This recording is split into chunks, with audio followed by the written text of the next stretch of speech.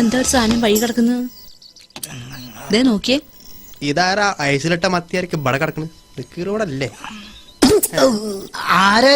ഞാനാ കുഞ്ഞാപുട്ടി. എന്താ എനക്ക് പറ്റിയില്ലേ? ഞാനുണ്ട്. എന്താ അനക്ക് പിടിച്ചില്ലേ? ഒന്നുമില്ല, വെറുതെ ചോദിച്ചെന്നുള്ളൂ. തീറ്റയും കൂടിയും കിടപ്പൊക്കെ ഇവിടെ തന്നെയാണല്ലേ? തീറ്റയും കൂടി അകത്തും കിടപ്പ് പുറത്തും, അതാണല്ലോ ഇപ്പൊ അതിന്റെ ഒരു മാന്യത. താത്താക്ക് എന്തെങ്കിലും പറയാണ്ടോ?